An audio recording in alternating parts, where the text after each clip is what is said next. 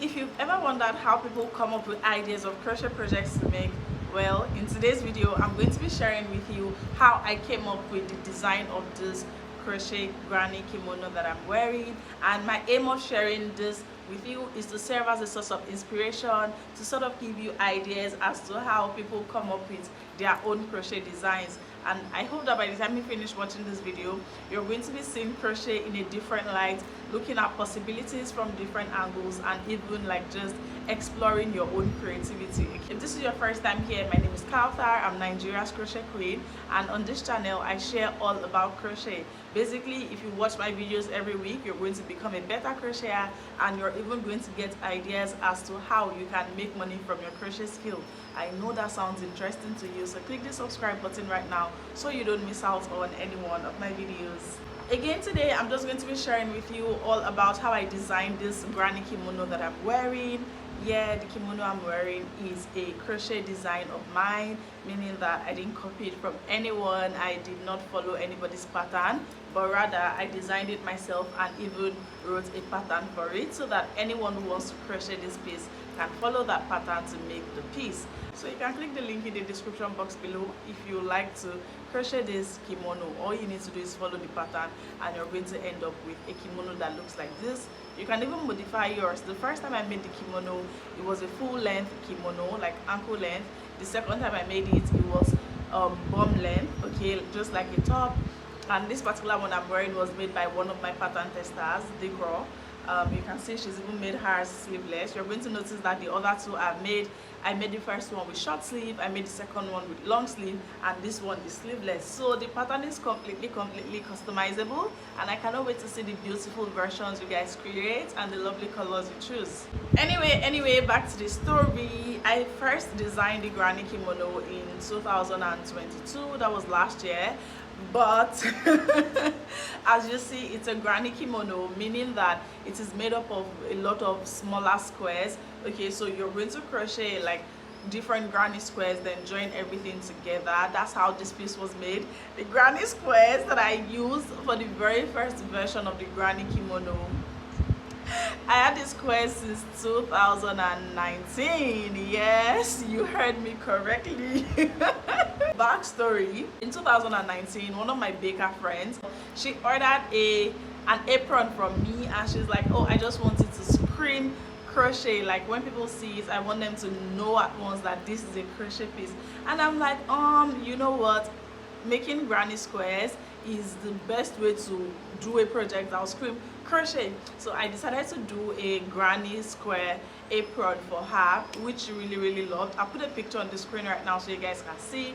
That was my very first granny square project. So I overestimated the number of squares I'll need, also because at that time when she ordered, I wasn't like very conversant with crocheting clothes yet, so I definitely overestimated the number of squares I would need for the project. When I finished the project, I ended up with a lot more squares. Of course, I wasn't going to front them. I just kept them, and I'd been carrying the extra squares all around. I mean, I got married in 2019, so I packed the squares from my father's house to my husband's house.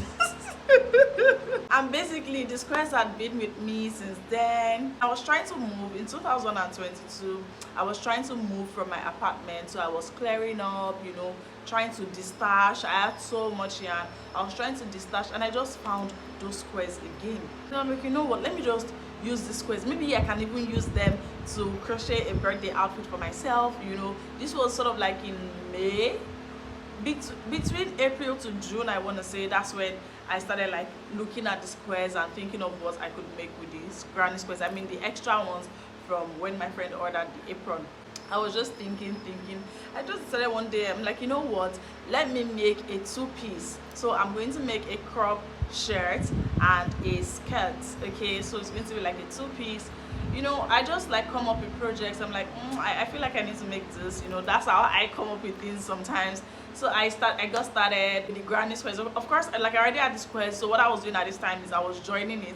I'll most likely put a picture on the screen. So I first did the crop shirt, and I paused there. You guys know now crochet projects take long. You're not going to finish it at a go unless like you have like a reason to. Maybe you're wearing it out. So when I finished the shirt version, like the shirt part of the piece, I kept the project again, and I was just chilling, I was just looking, I was just doing other things, you know. It occurred to me that, oh, you know what, maybe this project I can add it as an option for the crochet along, because the crochet along usually happens in November. I need to have made the project options long before then, because the crochet along starts in November, but people need to have voted in like October. So by October we should have known what projects we'll be making. So by September all of the 3 options should have been ready. Okay, I don't know if you guys know, but like every year I host a crochet along. A crochet along is an event where all of the participants are making the same thing, and the way I organize mine, I make 3 projects so that people who want to join the crochet along can choose which of the 3 projects is their favorite. So I'm like, you know what, let me not just stress it, let me use this piece as one of the project options for the crochet along. But I didn't think a 2-piece like a shirt and skirt would be a great idea or would be a great option for the crochet along, because in the crochet along we sometimes have participants who have never even crocheted before, and I was just feeling like a shirt, a crop shirt and a skirt would be like a complex project for a new crocheter. Like I don't think that's a suitable project. I don't think that's a suitable first project for somebody who has never crocheted before. So I'm like, you know what, let me just make this into a kimono. And at that time I was seeing a lot of kimonos online. I'm like, you know what, let me just make this into a kimono rather than making a shirt and skirt. And so it began again. I then started, you know, joining, you know, I started adding more squares. You know, like I said, I already made the shirt version, so I was then just adding more squares to the shirt version at this point. And I remember I was even like asking my audience at that time whether I should use whether I should use the mint green color or I should use the gray color, because the square has 4 rounds, and what I had made before, I had done the first 3 rounds, because the 4th round of the square is where you are joining each square to the other. I don't know if you're going to be able to tell from here, but this pink is round 1, this lemon here is round 2, and then this neon one is round 3, this last green is round 4. So again, the squares I had previously from my friend's apron, I had only done 3 rounds, because again on the 4th round is where I joined the squares to each other, so I hadn't made the 4th round. And for that very first kimono, which I'll put a picture on the screen, it was white, red and black. So I was asking my audience what color should be the 4th color. I wanted to use either gray or green, because I was working with my stash. Okay, like I said, I was destashing, I was trying to move, so I wanted to only use the yarn that I already had at home. And when I did the 2 swatches, I probably put a picture on the screen if I can still find it.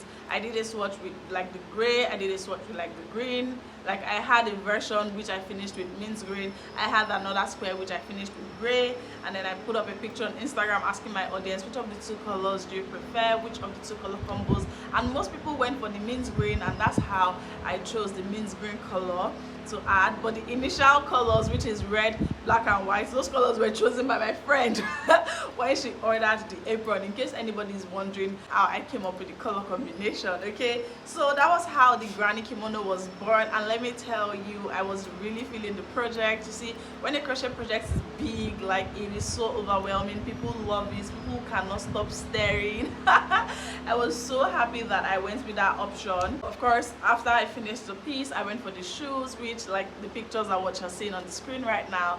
And when it was time for the crochet along, I simply included it as one of the project options alongside other 2 projects. Okay, so like if you've been following me since the crochet a long time, you most likely know this. There was a sweater option, the kimono option, and I also crocheted a vest which was done in Tunisian crochet. But when it was time to vote, like I said, the participants have the option.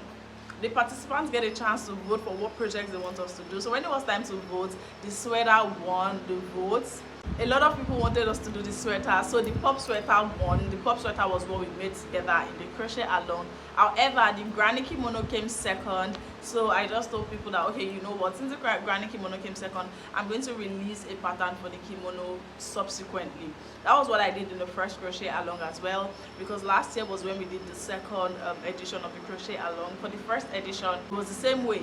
The piece that won, which was the patchwork cardigan, I put a picture on the screen. The patchwork cardigan, it was the piece that won for the first crochet along, so that was what we made together. But the jasmine sweater came second, so I released the pattern for the jasmine sweater afterwards. And it is the same thing I did this year. I mean, for the last crochet along, the pop sweater won the votes. We did that together in the crochet along. But now the kimono that came second, I've released the pattern for the kimono so that anyone who wants to make it. I mean, there were a lot of people who wanted us to make the kimono. It was just that the people that wanted us to make the sweater, they were more than the people that wanted us to make the kimono. But now the pattern for the kimono has been released so that anyone can follow along the pattern and make the kimono if they would like.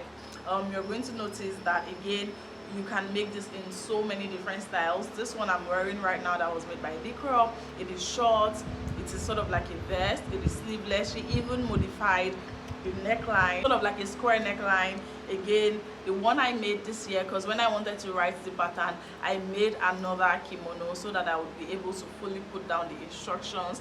That one is short, it's long sleeve, you know, because I already had a very long version which I feel like is more occasionally, I cannot just wear casually. But the one I made this year, this short version, I feel like is more casual. I can just wear it like casually, you know. So yeah, and you're going to see that the kimono for my other testers, everyone just went all out, chose beautiful colors for theirs and just made it the way they wanted. You can see Ife's kimono is longer than my new one, but not as long as my very first one. Of course, that's most likely the length she's happy with, and that's the good thing about making your own clothes, is that you can do what makes you happy. You can do whatever length you want, you can do whatever fit you want.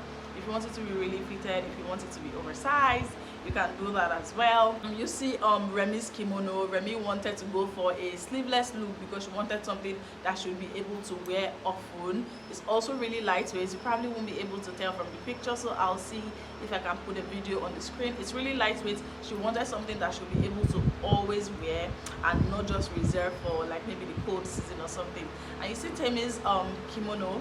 Temi's kimono looks like my own, like my second one, except I feel like our own kimono is more fitted than mine. I wasn't going for a fitted look. I wanted sort of like boxy, but Temi's kimono looks like a bit more fitted than mine. All these are possible just by following the pattern. Everybody followed one pattern, the same pattern that you can also follow to make the kimono in your own style. And one other thing you notice is that all of them have different sizes, you know, like they don't have the same size. Like I'm a size 6 or 8 probably, and Ife is probably like a size 10 or 12. And you notice that even though we're all different sizes, everyone was able to make the kimono to fit their own body. Okay, that's one perk about working with my own crochet patterns, because I include instructions on how you can make the pattern in any size whatsoever. Okay, I hope you're going to click the link in the description box below, get your own copy of the pattern, make your own granny kimono, and spam me with your pictures on Instagram. Okay, I hope you found this video helpful. Some other ways you can choose a project to work on is if you have a need for a particular piece in your wardrobe. Sometimes if I feel like, oh, I really need a black top, I can crochet a black top for myself. Sometimes if I feel like, oh, I need a skirt, I can crochet a skirt for myself. That's how I come up with ideas for projects to make sometimes. But as regards this granny kimono, I'm just giving you the story about how the granny kimono was born. I hope it inspires you to look into your own stash, see what you can come up with, and I would love to see all of the beautiful projects you make. Feel free to tag me on Instagram if you're making any beautiful projects, maybe, and you've taken any lessons from my YouTube. Feel free to tag me on Instagram, share with me. I'd love to read from you. And yeah, if you've not subscribed, do that right now. I know you forgot, but here I am reminding you, subscribe, and I'll see you in my very next video. Bye.